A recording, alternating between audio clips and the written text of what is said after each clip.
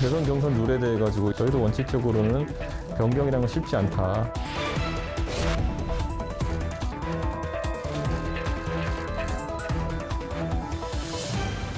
윤 전 총장의 행보를 보면은 제3지대론을 고려하고 있는 모습은 보이지 않습니다.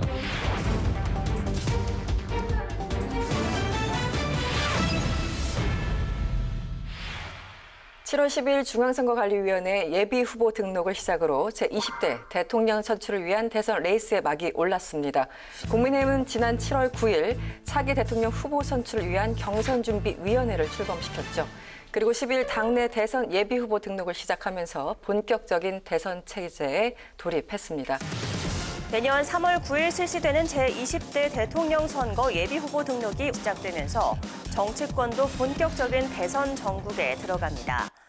국민의힘은 두 차례 컷오프를 거쳐 대선 예비후보를 한 자릿수로 압축하는 방안을 구상 중인 것으로 전해졌습니다.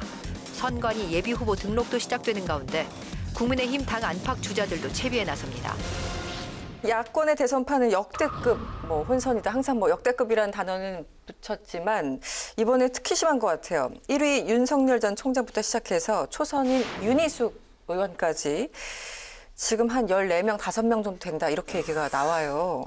어떻게 보고 계십니까? 이렇게 많은 후보, 어떤 의미를 갖고 있을까요? 당내에서 만약에 처음부터 지지율 1위 후보가 등장해 있고 또 그분 위주로 진행이 되었다면 이렇게 후보자가 많지 않을 텐데 당내에는 변변한 지지율을 얻는 분이 거의 안 계셨지 않습니까? 네네, 그렇죠. 오히려 그런 것이 더 좀 많은 분들이 당내 경선 레이스에 참여하게 만든 것 같습니다.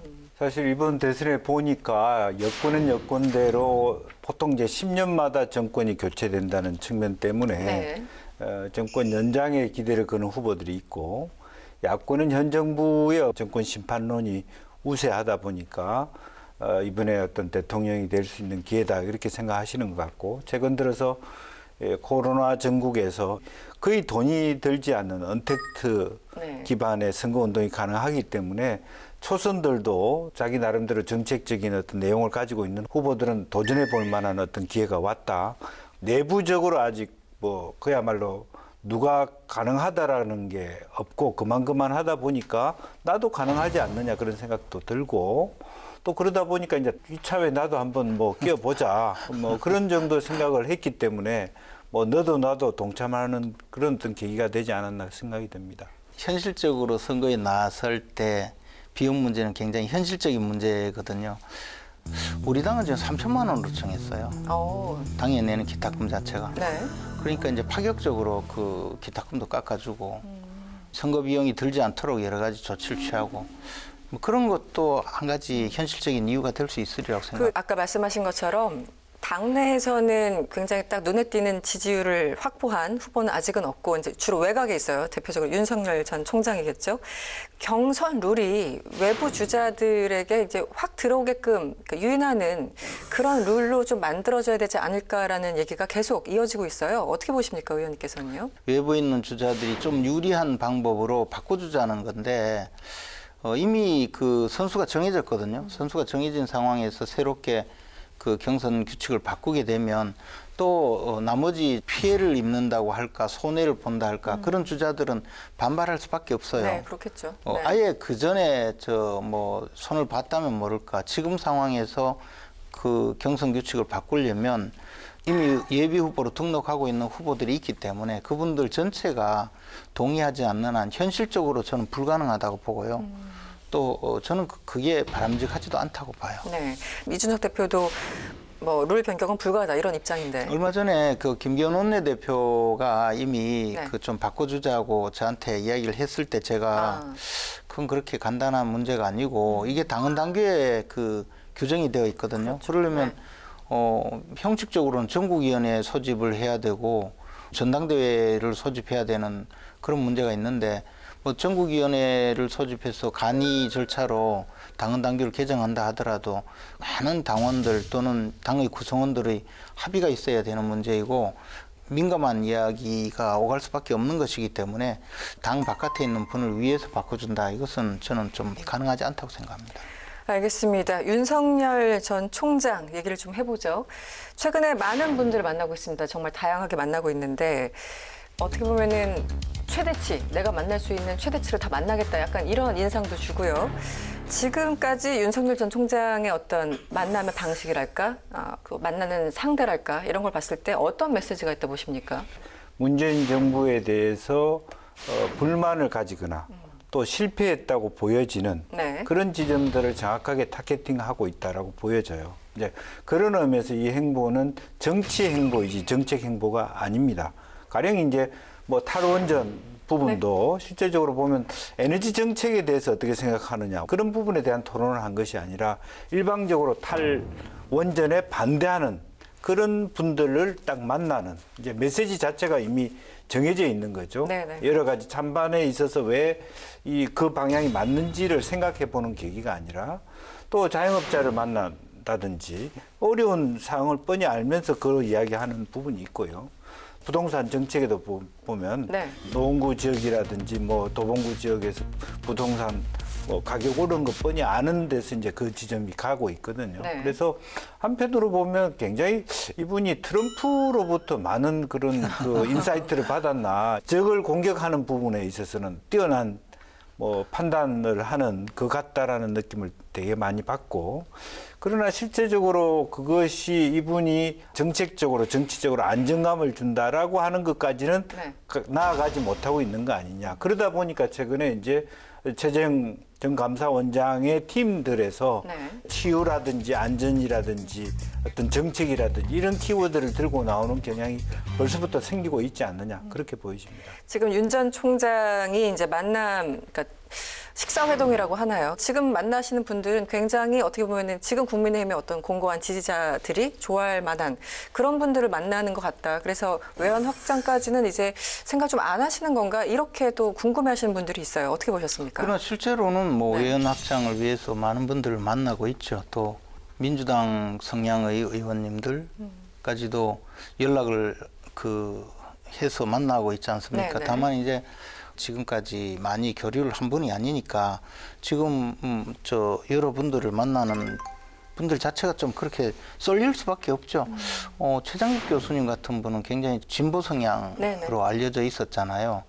그런 분들 만나서 가르침을 받고 하는 것은 굉장히 좋은 일이고 사실은 중도 성향 또는 뭐 보수 성향, 진보 성향 뭐 이런 구도가 지금은 조금 사라진 것 아니냐라는 생각을 갖고 있어요.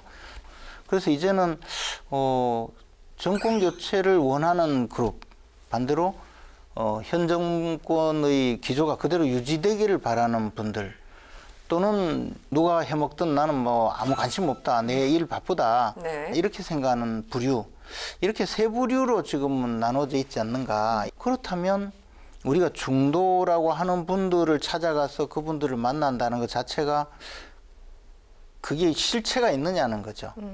그러니까 오히려 정권 교체에 동참할 분들을 많이 만나서 이야기를 듣는 것, 그분들이 요구하는 것, 그분들과 함께 하는 것이 훨씬 필요하다.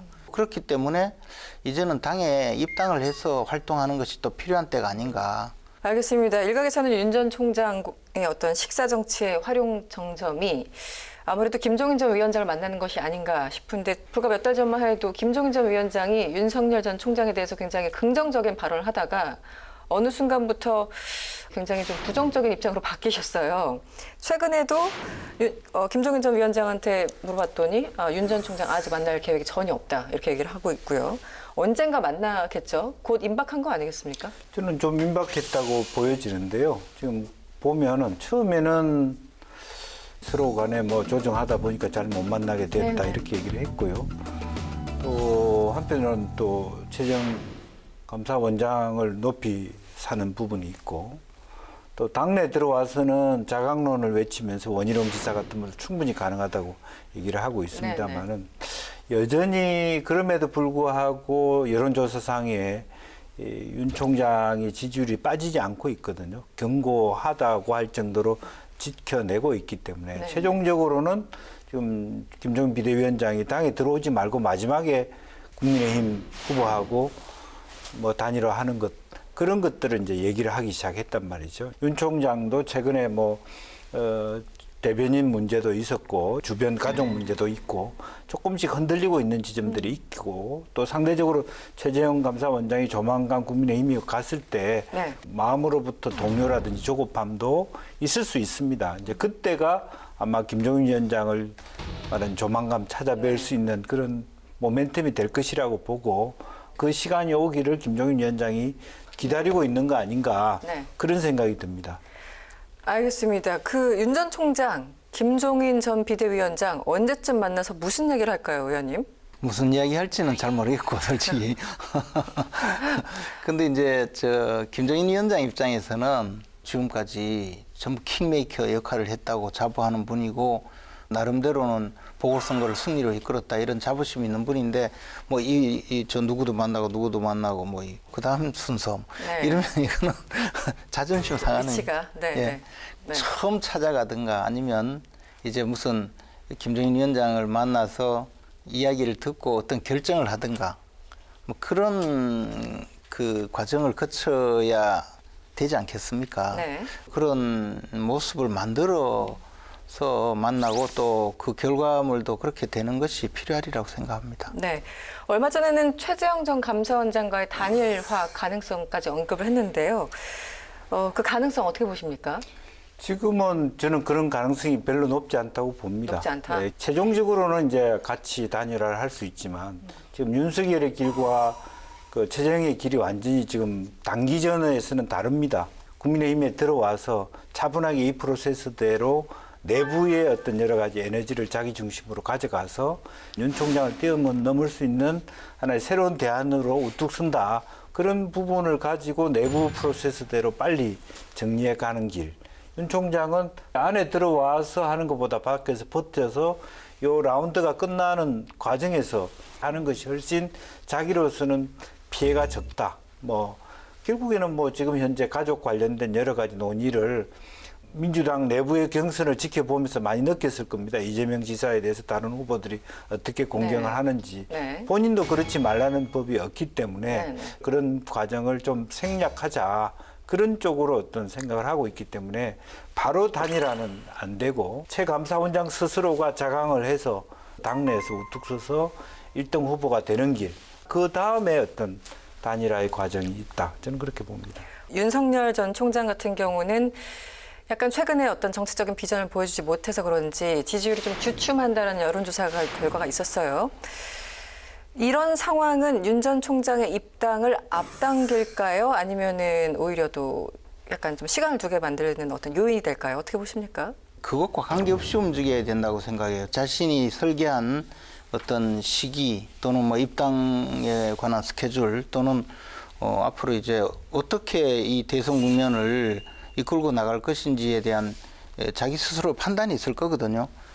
근데 뭐 지지율이 조금 출렁거린다고 해서 그것을 급격하게 바꾸든가 하면 사실 그동안 그 자신이 설계해오던 모습이 안 나올 가능성이 많아요. 진행할 계획이 있다면 그대로 가야 되지 지지율의 변화에 따라서 막 움직이면 아무것도 안 된다고 봐요. 네. 저는 당분간 그 윤 총장이 여론조사상으로 지속적으로 빠진다고 나는 생각하지 않습니다. 다시 올라갈 거예요. 왜냐하면 지지하는 사람들이 다른 대안을 아직까지 명확하게 찾지 못하고 있기 때문에 그럽니다. 이제 그것은 등락이 있지만 그 네. 지위를 잃을 정도는 저는 아닐 것이라고 보기 때문에 네.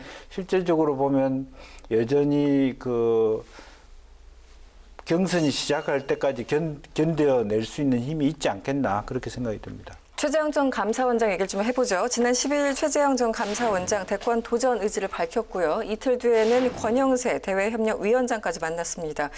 생각보다 최 전 원장 같은 경우는 입당이 빨라질 것이다 이런 관측도 있던데 의원님께서 어떻게 보십니까? 이제 윤석열 총장의 경우에는 이미 지지율이 상당히 뭐 야권 지지율 1위가 지속되면서 정치권에 들어왔거든요. 네. 그러니까 입당을 하지 않고 이 지지율 유지하기 위해서 좀 활동을 계속해서 이 사람들이 나에 대해서 충성도가 높아질 때 당에 들어가겠다라고 생각하는 것이 어떻게 보면 특히 정상적이죠. 근데 최재형 감사원장은 그런 상황이 아니거든요. 그러니까 저는 오히려 이제 대선 도전 의사를 분명히 하고 예비후보 등록하면서 입당식을 하는 것으로 정치 행사를 시작하는 것도 좋은 방법이라고 생각합니다. 아예 처음부터요. 네. 그렇게 해서 당원의 한 사람으로서 당에 소속되어서 자신이 보여줄 거 보여주고 또 당이라는 그 울타리 내에서 약간의 본인이 신경 쓰지 않아도 될 부분은 좀 신경을 쓰지 않고 약간의 도움을 받아가면서 할 수도 있거든요. 네. 그런 측면에서는 저는 최재형 원장의 경우에는 빨리 입당하는 것이 훨씬 효과적이라고 생각합니다.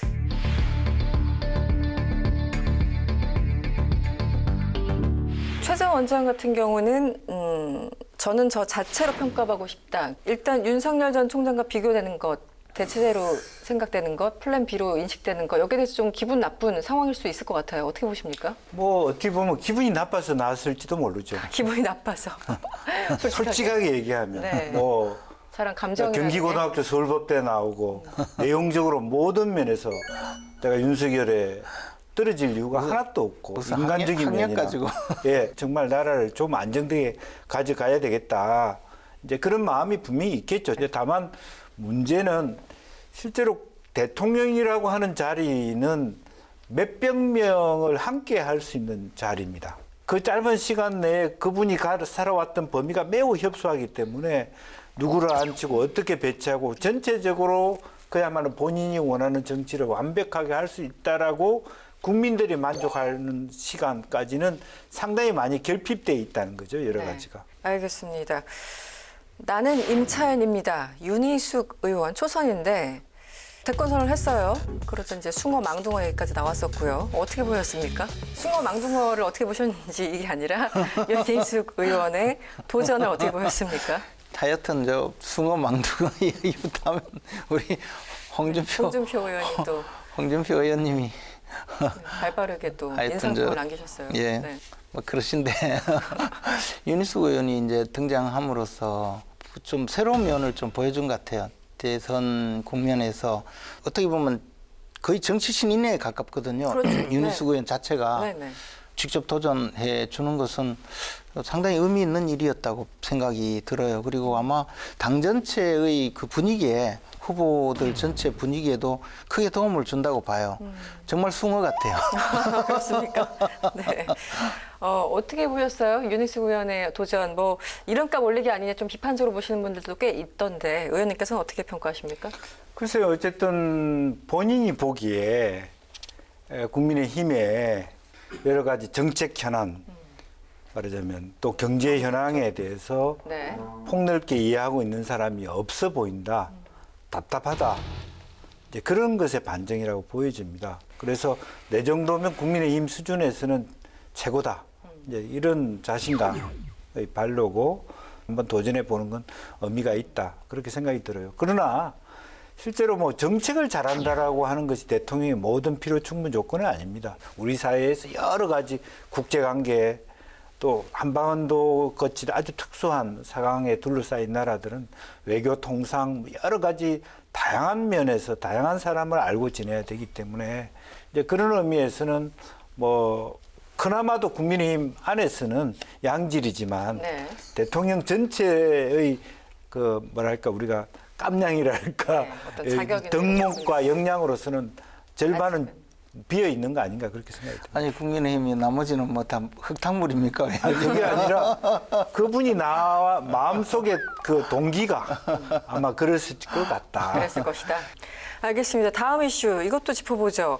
지난 10일 여야 대표가 만났습니다. 만찬 회동을 했죠. 송영길 대표, 이준석 대표가 만났는데 이 전국민 재난지원금 지급에 합의했다라는 발표가 나온 지 100분 만에 번복돼서 여러 가지 파장이 일고 있습니다. 그리고 이제 그 일을 계기로 또 야당 안에서 여러 가지 좀 비판적인 목소리, 대표적으로 조혜진 의원 등등 그런 상황인데 일단 어떻게 된 일인지 이해를 확실히 하고 계실 것 같긴 해요. 왜냐면 같은 최고위에 계시니까 상황을 이해를 하고 계신 거죠? 아니 근데 이제 누가 잘못한 겁니까? 아니 잘못하고 잘하고의 문제가 아니고 네. 이게 민주당하고 우리 당의 좀 약간 그 의사결정 구조의 문제도 있는데요. 민주당은 당대표가 원내대표와의 사이에서 당대표도 일정하게 원내대표를 지휘 감독하는 그런 기능이 있잖아요. 그런데 우리 당은 당대표 원내대표를 철저하게 투톱으로 만들었고 예를 들어 당의 최고회의에서 의결하거나 보고하거나 결정해야 될 사안은 당대표가 정하고 국회에서 결정하거나 보고하거나 뭐 국회의 의사 일정이라든가 또 의원들의 뭐 인사 문제는 원내대표가 전담하는 그런 방식으로 운영이 되고 있었고 사실상 원내대표의 권한을 강화했었거든요. 근데 이번 사안은 원내대표가 정권으로 협상을 하고 또 결정할 그런 사안인데 이준석 대표가 우리 송영길 대표와 만날 때 안건이 이런 거였다고 했으면 확인하기 위해서라도 원내대표하고 상의를 했을 거예요. 근데 이제 뭐 저녁 먹는다 이래가지고 갔잖아요. 간 김에 이야기가 뭐 해보니까 뭐 잘 되니까 그럼 우리 합의하자 이래서 넘어간 것 같아요. 대략적으로 안건은 어느 정도 숙지를 하고 갔겠죠. 양쪽 아니 다. 근데 그게 제가 생각하건대는 만약에 그런 일이 있었으면 그래도 원내대표한테 좀 물어보거나 했을 텐데 만납시다 하면서 그래 뭐 만나서 우리 지금 추경도 좀 한번 이야기해보자. 네. 뭐 그죠. 그러니까 가벼운 마음으로 갔다가 그러니까 쉽게 가벼운 얘기하면 방식으로. 송영길 대표한테 말린 거죠. 뭐. 아니 그러니까 뭐 말린 건지 뭐는 의원님 몰라도 말씀이 길어지는 걸 보니까 이준석 대표가 뭔가 실수한 것 같습니다. 보통 이렇게 실수의 문제가 아니고 이준석 대표는 뭐 내가 이렇게 이야기해도 이것은 뭐 그저 이 원내대표가 나중에 세부적으로 다 합의할 테니까 뭐 결정을 한 것이 아니다 이 정도로 가볍게 그러니까 생각했을 어떻게 거고 보면은 그 자리는 그냥 첫 번째 서로 이렇게 덕담을 나누는 자리 정도로 해서 네. 특별한 합의문을 안 내는 것을 전제로 만났어야 되지 않냐. 이준석 대표 입장에서는. 네. 그리고 혹은 그런 논의를 송영길 대표가 주장하더라도 우리 당은 민주당하고 따라서 의사결정 구조가 내가 여기서 합의할 수 있는 사항이 아니다. 우리 원내대표하고 합의해서 실무 차원에서 합의할 수 있는 건 합의해 주겠다 네. 하는 거고 내용은 보니까 뭐 물을 흐르듯이 갈 수 있는 거잖아요. 예를 들면 방역 문제가 해결되면 전 국민들에게 재난지원금 줄 수 있도록 하자. Why not? 이제 이렇게 된 부분이죠. 당내에서도 너무 이제 그동안에 이준석 그 대표에 대해서 곱지 않은 시선들이 폭발할 수 있는 계기를 만들어준 거고 더 잘못하고 있는 것은 민주당이에요. 지금 이준석 대표를 부드럽게 감싸줘야 돼요. 어쨌든 합의한 것에 대해서 고맙다 이렇게 얘기해야지. 그걸 또 뭐 탱자니 뭐 100분짜리니 뭐 이렇게 얘기하는 것은 여당답지 않아요. 너무 사나워. 네. 그래서 이준석 대표를 그렇게 몰아서 그럼 다음에 만나자고 하면 만나 주겠어요? 여당이라고 하는 것은 우리 만남으로 인해서 야당 대표가 어려운 것에 대해서 미안하게 생각한다. 그런 정도로 해서 관계를 유지할 수 있도록 해야죠. 송영길 대표는 이준석 대표의 힘을 불어넣어줘야 된다 이렇게 점잖게 얘기를 했는데 다른 의원들이 아니 원내대표 우리 윤호중 원내대표도 그렇고 뭐 다른 대선 주자 나오신 분들도 그렇고 왜 그렇게 얘기하는지 모르겠어요. 네, 아니 상습적으로 그 공격 성향이 좀 그러니까 그런 걸 좀 감춰야 되는 거 말이에요. 아주 공격 본능이 강해. 제 마음이 지금 아픈데 그래서. 네, 알겠습니다. 네, 대선 준비 체제에 들어간 국민의힘 현안에 대해서 짚어봤는데요. 사이다 한 줄 평 가겠습니다. 그 야권 단일 후보 또는 야권 통합을 통한 단일 후보라면 아마 이번 선거는 천하무적이 되지 않을까. 저는 어쨌든 기차는 떠납니다. 이 특급 기차가 정권 교체를 위해서 떠나는데 특실이 텅텅 비어 있어요. 2등 칸, 3등 칸에 손님이 많이 타고 있는데 이익이 별로 안 나는 그런 이번 운행이 될 것 같습니다. 네, 알겠습니다. 오늘의 빅데이터 알아보겠습니다. 글로벌 빅데이터 연구소는 7월 5일부터 11일까지 일주일 동안 12개 채널 22만 개 이상의 사이트를 대상으로 국민의힘을 주제어로 빅데이터를 조사, 분석했습니다. 일주일간 총 정보량은 6만 3천여 건으로 집계됐습니다. 채널별로 살펴보면 뉴스가 4만 5천여 건이 넘는 약 72%를 차지했고 뒤이어 커뮤니티, 블로그, 트위터, 카페 순의 점유율이 나타났습니다. 국민의힘 관련 급상승 연관어 1위는 여성가족부, 2위는 폐지입니다. 국민의힘 대선 주자인 유승민 전 의원과 하태경 의원이 여성가족부 폐지를 공약으로 내세웠기 때문인데요. 이준석 대표도 폐지론에 힘을 실으면서 화제가 됐습니다. 3위는 출범입니다. 국민의힘이 지난 9일 경선준비위원회를 출범시키고 본격적인 대선 준비에 들어갔습니다.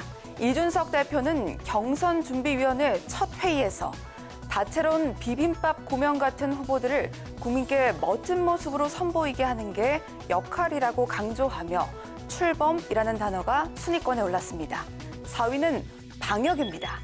신종 코로나 바이러스 감염증 확산으로 수도권에서 사회적 거리두기 4단계가 시행되자 안철수 국민의당 대표는 방역관리 기준과 지침의 적용, 권력의 집행에는 누구도 예외가 될 수 없어야 한다고 말했고, 김기현 국민의힘 원내대표는 정부의 잇따른 상황 오판으로 국민의 일상생활 회복이 불투명해지고 있다고 지적했습니다. 5위는 김종인입니다. 국민의힘이 본격적인 대선 준비에 들어가면서 김종인 전 비상대책위원장의 이름이 등장했습니다. 김 전 위원장은 지난 7일 원희룡 제주지사 지지 모임에 참석해 우리의 힘으로 다음 대통령 후보를 만들 수 있다는 의지를 가지고 임해야 한다며 자강론에 힘을 실었습니다. 다음은 국민의힘과 연관된 급상승 인물 순입니다. 1위는 윤희숙입니다. 대선 출마를 선언한 국민의힘 윤희숙 의원이 언론과의 인터뷰에서 과거 결혼 경험이 있는 돌싱이라고 털어놓았는데요. 윤 의원이 젊은 여성들이 겁내는 게 뭔지를 잘 경험했다고 밝히면서 연관어로 집계됐습니다. 2위는 이인영 통일부 장관입니다. 이 장관은 통일부 폐지를 주장한 국민의힘 이준석 대표를 향해 부족한 역사의식과 사회인식에 대한 과시를 멈춰야 한다고 지적했는데요. 이 장관이 통일부 여직원에게 꽃을 주는 영상에 대해 이 대표가 재미없다고 비판하자 이 장관은 이 대표의 젠더 감수성이 이상하다고 꼬집었습니다. 3위 박영수는 4년여간 국정농단 사건 수사와 재판을 이끈 특별검사입니다. 가짜 수산업자 김모 씨로부터 고가의 수입차를 빌렸다는 의혹이 불거져 사퇴했는데요. 국민의힘 등 야권에서 신속하고 철저한 수사를 촉구했습니다. 4위는 김영환입니다. 이른바 이재명 저격수로 알려진 김영환 전 장관은 2018년 경기지사 선거에 출마했을 당시 경쟁자였던 이재명 현 경기지사의 여배우 스캔들 의혹을 제기해 고발당한 적이 있는데요. 지난 8일 윤석열 전 검찰총장이 김 전 장관과 만찬 회동을 하면서 연관어에 올랐습니다. 5위는 김연아입니다. 서울시가 서울도시주택공사 사장에 김연아 전 미래통합당 의원을 내정하면서 언급됐습니다.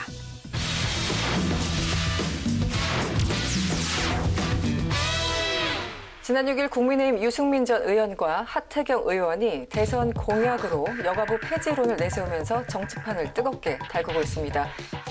국민의힘 내에서 여성가족부에 이어 통일부 폐지론이 제기되면서 정치권에서 작은 정부론 논쟁이 가열되고 있습니다. 국민의힘 대선 주자로 나선 유승민 전 의원과 하태경 의원은 여성가족부 폐지를 공약으로 제시한 데 이어 이준석 대표는 외교와 통일 업무가 분리된 것은 비효율일 수 있다며 통일부 폐지 의견과 함께 작은 정부론을 주장했습니다. 홍준표 의원도 행정각부를 통폐합해 18개 부처를 10여 개 부처로 개편해야 한다는 의견을 내놨습니다. 바로 여쭤볼게요. 여가부 폐지론 어떻게 보십니까? 저는 여가부뿐만 아니라 네. 어떤 면에서는 우리 국가 부채 전체를 한번 손질할 때도 됐다고 보여집니다. 단순히 이제 어떤 일이 있으니까 폐지한다 이런 건 사실 옛날 우리가 농담식으로 하면 전두환식 방식이 없애버려. 네. 이런 건데 그건 적절하지 않다고 보고 여성가족부라는 것이 우리 사회에서 네. 정말 10년 전하고 또 다른 거거든요. 우리 현재 젠더 갈등이 심한데 20대 남성들이 갖고 있는 피해의식도 굉장히 큰 것도 사실이거든요. 그래서 그런 면에서 이 영역을 어떻게 재조정할 것이냐라는 네. 고민을 할 필요는 있다. 다만 통일 문제 지금 지지부진하니까 통일부 없애버려. 여성가족부 이거 지금 오히려 남성들이 피해 갖고 있는데 여성들한테 더 많이 주는 게 되나? 없애버려. 이런 부분들은 좀 지양돼야 될 부분이 아닌가 그렇게 생각이 듭니다. 지금 다른 분들도 어떤 맥락이 있겠지만 이게 이준석 대표 같은 경우는 특히 20대, 30대 남성 표를 겨냥한 것이 아니냐 이런 정치적인 맥락에서 굉장히 비판이 심한 것 같아요. 사실은 여성가족부에 대한 비판 그 자체는 전 전적으로 옳다고 생각합니다. 여성가족부가 여권 신장 또는 양성평등을 위해서 하는 것이 아니고 몇몇 그 단체들 밥그릇 늘리기 노릇만 해왔다라는 공격이 실제 저는 맞다고 보거든요. 그런데 그런 면이 있다고 하더라도 말씀하신 대로 뭐 특정 계층 20, 30대 남성을 위해서 여성가족부를 없애겠다고 했다면 그것은 더 문제이고 오히려 그렇게 했다고 하더라도 과연 득표에 도움 되겠느냐 생각하면 도움이 안 되는 주장이라는 거죠. 왜냐하면 국민의힘이 여성가족부를 없앤다고 한다 하면 여성들 중에는 저 사람들은 여성에 대해서 좀 배려를 하지 않는구나라고 오해를 하거나 잘못된 그 인상을 심어줄 가능성이 굉장히 크다고 보거든요. 네네. 그러면 사실은 이게 득보다 실이 엄청 많죠. 그리고 통일부의 문제도 통일 정책이나 뭐 아무런 그 뒷받침도 못하면서 오히려 북한 찬양부라고 해야 되지 않느냐라고 비판을 받은 것도 뭐 저는 그것도 충분히 일리 있는 비판이라고 생각되는데 이게 우리가 통일부의 전신이 국토통일원인데 그게 통일에 대비하고 연구를 하고 행정적 뒷받침을 하던 때였거든요. 근데 이제 지금 와서 역할 못한다고 없애겠다 하는 것도 그것도 비판을 받을 소지가 있단 말이죠. 네. 실제로 우리가 2008년도에 이제 그 이명박 정부가 첫 번째 이제 출범하면서 인수위에서 대통령직 인수위원회에서 그 두 부처를 없애겠다고 했다가 그 철회했거든요. 거둬들였어요. 그 이유가 바로 이런 이유 때문이에요. 네네. 그러니까 지금 그 주장은 내용이 다 옳다고 하더라도 지금 하는 것은 좀 선거 전에는 별로 네. 그 도움이 안 된다 그런 생각이에요. 통일부 폐지에 대해서는 어떻게 보셨습니까? 저는 그 방금 뭐 말씀하셨다시피 네네. 통일의 문제는 뭐 우리의 소원이라고 딱 다 국민이 하고 있지 않습니까? 네. 물론 통일의 방법이라든지 통일 정책에 대한 선호도는 달라질 수 있지만 그래서 우리나라가 가질 수 있는 어떤 특수성들은 분명히 있다. 외교 통상부가 할 수 없는 어떤 영역들이 있기 네, 때문에 네. 통일부를 살려주는 게 좋겠다라는 생각이고요. 다만 지금 불만은 이런 방식의 통일 정책이 불만인 사람들이 있을 수 있는 건데 네, 네. 그런 면에서 통일부까지 폐지한다라고 하는 것은 그야말로 말하면 그 주장을 한 사람이 갖고 있는 어떤 역사 인식이라든지 이제 그런 부분에 대해서 공격받을 요지가 굉장히 크다. 네. 그렇게 보여집니다. 그러니까 이제 통일부 폐지하겠다고 하니까 사실은 통일부가 지금까지 보여준 어떤 남북 교류나 이런 과정에서 역할이 엉터리였다. 그렇게 비판을 하면서 통일부를 폐지하겠다고 한 것인데도 불구하고 국민의힘은 통일은 뭐 아예 안 하려고 하는 세력이구나라고 오히려 저 비판했을 때 그게 아닙니다 하고 설명을 네. 정확하게 해야 되는 것이기 때문에 문제라는 거죠. 지금 이준석 대표가 갑자기 작은 정부론에 대해서 이제 얘기를 하면서 그 맥락에서도 이제 부처도 좀 손질해야 된다 이렇게 얘기를 하는데 뭐 내부적으로 뭐 작은 정부론에 대해서 얘기를 좀 하셨습니까? 우리 당이 옛날부터 작은 정부 큰 시장 네네네. 뭐 그런 캐치프레이즈를 내건 때도 있고 뭐 늘 그 정부의 기능을 좀 방향을, 줄이고 네. 축소하고 민간 영역을 활성화하고 민간의 자율적인 어떤 그 활동을 도움을 주자라는 그런 기본 방향이죠 이게. 네네. 그런데 뭐 그런 입장에서 이야기를 한 것으로 보이는데 제가 이제 저도 그래 행정학 석사잖아요. 네네. 제가 논문을 뒤져볼까 봐 겁은 좀 나지만 그래도 우리가 말하는 작은 정부라는 것은 기능적 측면에서 이야기고 공무원 총정원의 문제와 그다음에 정부 기구의 문제거든요. 그래서 부처를 뭐 한두 개를 줄인다고 작은 정부가 되는 게 아니고 전체적으로 필요 없는 규제를 위한 또 기구를 늘려놓고 그 기구가 늘어나면 또 규제가 늘어나고 해서 민간 부문을 위축시키고 더 나가서 민간 영역을 침해한다는 의미이기 때문에 지금 부처 줄이는 문제하고 작은 정부로는 약간 차이가 차이가 있습니다. 있다. 예. 네. 근데 기본적으로 뭐 이제 보수파들은 작은 정부를 주장하고 좌파들은 큰 정부를 주장하고 그것이 일반 논적인 거 아니겠습니까? 네, 네. 근데 지금 이제 전 세계적으로 양극화가 있고 코로나로 통한 경제적 위기가 지금 우리 앞에 있는데 이 상황에서는 원론적 가치보다는 이 상황을 어떻게 극복해 가는 것이냐에 초점을 주는 것이 맞다라고 합니다. 그래서 국민들의 세금을 통해서 양극화를 해소하는 방식은 어쨌든 정부의 역할도 꽤 큰 거거든요. 물론 네. 다만 시장이 주요한 동력이 되고 부수적인 정부의 역할이 뒤따라오는 건데 지금 시장 자체가 사실은 국내 영역에서 활력을 못 찾고 있기 때문에 정부의 역할이 오히려 더 커지고 있는 건 사실입니다. 그런 차원에서 현재의 시점에서 보면 작은 정부가 능사일 수가 없다. 뭐 그런 생각을 갖습니다. 알겠습니다. 다음 이슈로 넘어갈게요.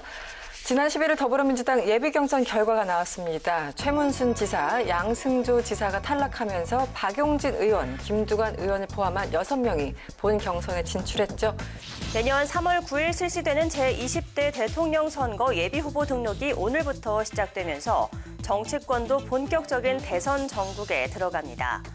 여당은 어제 본 경선에 오를 대선 주자 6명을 추렸고 야당에서는 당 안팎 대선 주자들의 후보 등록이 시작됩니다. 더불어민주당이 예비 경선을 마치고 본 경선 진출자를 확정지었습니다. 이재명 경기지사와 이낙연, 정세균 전 총리 등 이른바 빅3와 추미애 전 장관, 박용진, 김두관 의원 등 6명입니다.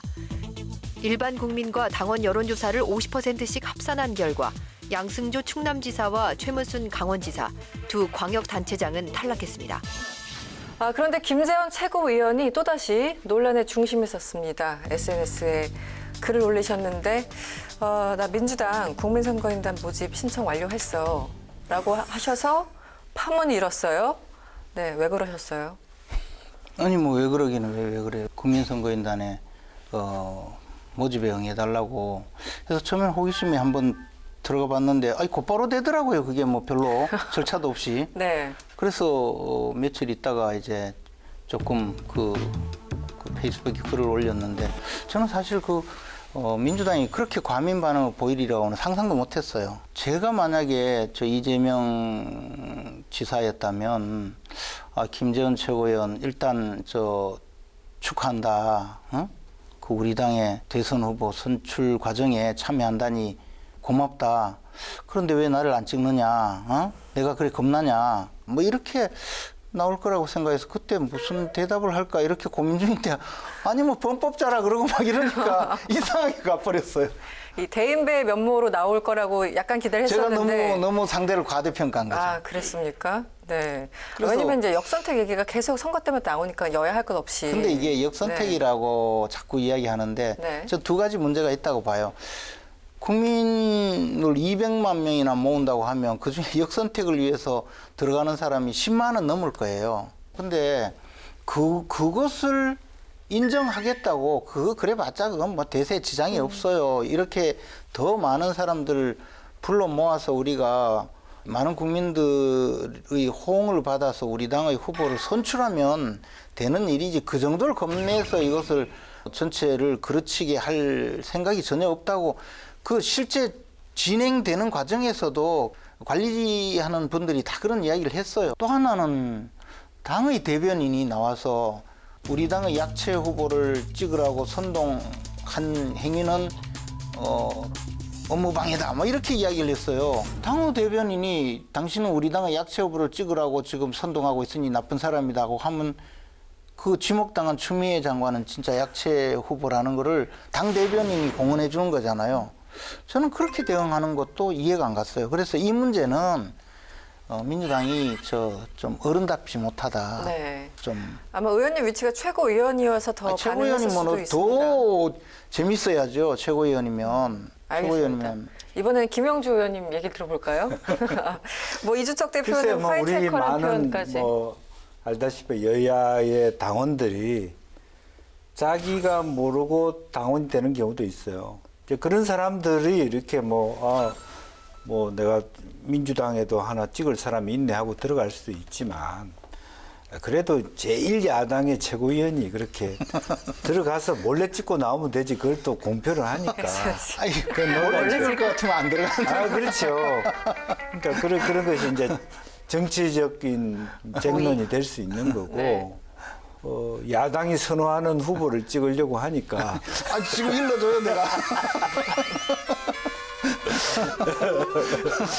이제 태도 면에서 좀 이렇게까지 김최고가 해야 되느냐. 네. 그런 이제 최고가. 비판을 할 수 있는 거죠. 그리고 이제 이제 아무래도 선거 때가 가까워지면 다 각 그 후보들이 예민해질 수밖에 없지 않습니까? 사실 제가 봤을 때 역선택이 있다 하더라도 그게 대세가 될 수는 네, 없어요. 그 효과는 미미해요. 네. 근데 그럼에도 불구하고 나중에 가서 많은 사람들이 그것이 또 당내에서 또 뭐 역선택 논란이 일어났고 그런 것들이 이제 없기를 바라는 그런 바람에서 한 것이죠. 그래서 많이 좀 인지도라든지 여러 가지 이익을 보셨습니까? 아니에요. 실제 뭐 투표 안 하실 빠지고 거예요? 싶어요. 투표 정말 하실 겁니까? 그래서요? 일단 지금은 한다고 큰 소리 쳐야 돼요. 지금. 일단은 큰 소리 치고. 아니 저한테도 많이 야당 의원들이 네. 서로 명함교환 분들로부터 뭐 나경원 전 대표 문자 많이 오죠. 문자들이 많이 오거든요. 나한테도 다음에 올 가능성이 굉장히 많아요. 네. 내가 기필코 참여할 겁니다. 우리 당은 저 여론조사를 하기 때문에 네. 그게 없어요. 여론조사를 하기 때문에 선거인단이 없고. 지금 예비경선이 끝났고요. 민주당 컷오프돼서 6명이 어쨌든 추려졌는데요. 이낙연 후보가 조금 약간 여론조사에서 반등이 있는 것 같고 이재명 후보는 약간 주춤하다 이런 표현들이 있어요. 어떻게 보십니까? 지금 지지율 추이? 이번 경선이 갖고 있는 중요한 의미가 하나 있다면 출마 이후 지속적으로 지지율이 추락해왔던 이낙연 전 대표의 지지율이 반등하기 시작했다라고 하는 것이 굉장히 큰 의미입니다.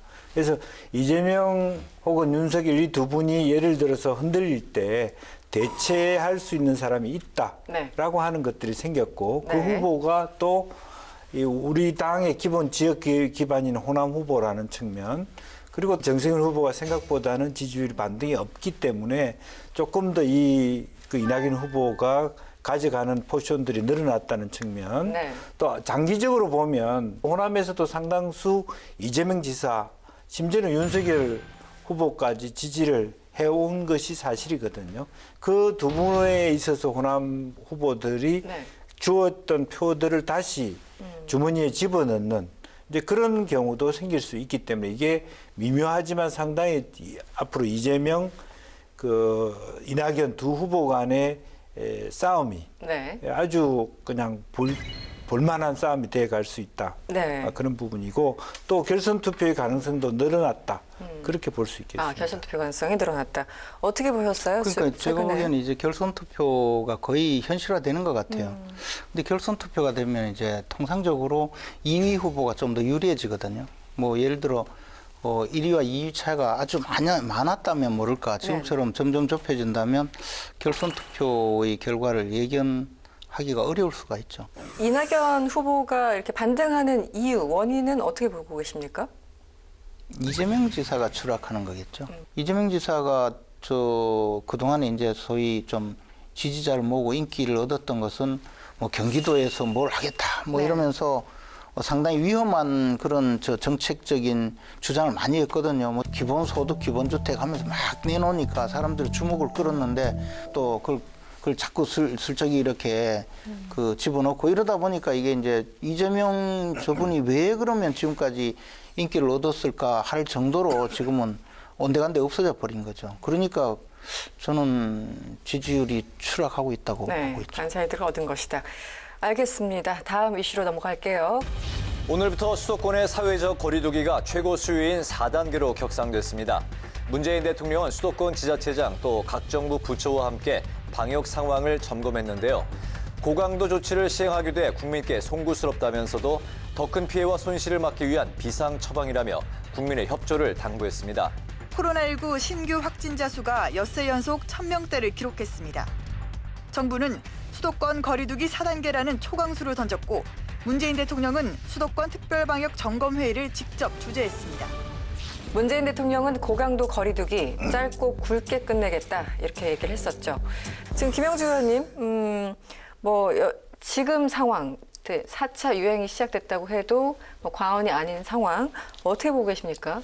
글쎄요, 세계 이제 공방이 있는데요. 정부 당국에서는 이것이 그 동안에 거리두기를 좀 느슨하게 하고자 했던 정책들이 집단 지성이니 여러 가지 이야기를 합니다만 조금 더 우리 정부가 컨트롤 타워의 주체를 좀 명확하게 다시 한번 정리를 하고 또 하나는 저도 이제 모더나 대상자라서 좀 들어가 봤더니 난리가 났어요. 네. 접속이 안 돼요. 그렇죠. 그래서 네. 자고 이제 새벽 5시 들어갔더니 그때는 되더라고요. 이제 됐는데 다행히 저처럼 부지런해서 뭐 그나마도 예약한 사람이 있는가 하면 그것을 이제 예약을 못한 경우가 생기기도 하고 또 역으로 어떤 병원에서는 불과 한 사람, 두 사람밖에 신청 안 한 경우가 생겼기 때문에 효율적인 어떤 분산을 했는가라고 하는 것에 대한 정부 책임론이 있을 수 있기 때문에 우왕좌왕할 것이 아니라 다시 한번 현재의 정부의 계획상에 문제가 없는지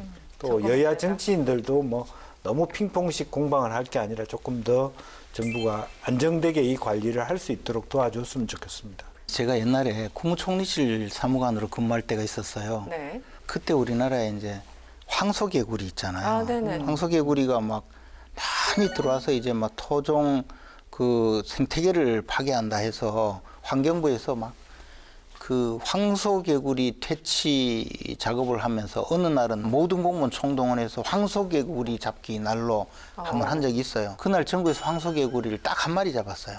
아, 그렇습니까? 진짜. 그래서 야당에서 성명서가 나왔어요. 환경부는 황소개구리 체포 작전을 사전에 누설하지 말라. 그 사전에 누설한 자를 문책하라. 네, 그냥 위트 있는 예. 성명이었네요. 근데 꼭 우리 지금 정부가 네. 뭐 거리두기를 완화한다. 조금 있으면 이제 서울에도 8명까지 된다.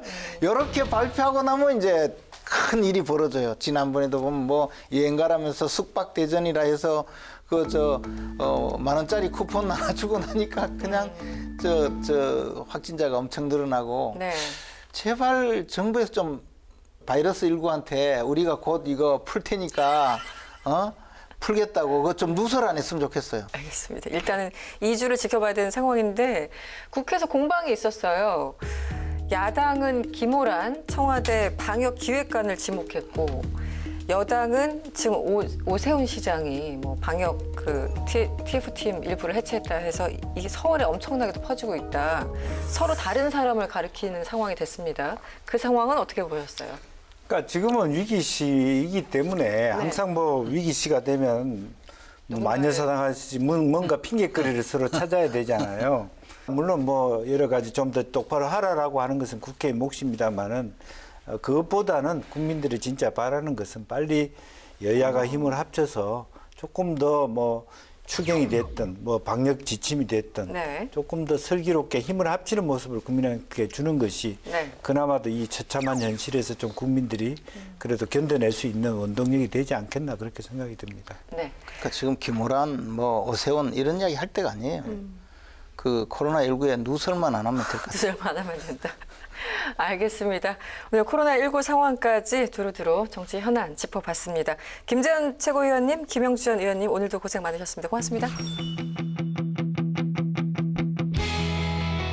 코로나19 4차 대유행을 두고 여야의 책임론 공방전이 이어지고 있습니다. 온 국민이 고통을 분담하고 있는 상황에서 누구의 잘잘못을 따지기보다는 위기 극복을 위해서 다 함께 힘을 합쳐야 할 때가 아닌가 싶습니다. 정치토토 사이다 다음 이 시간에 뵙겠습니다. 고맙습니다.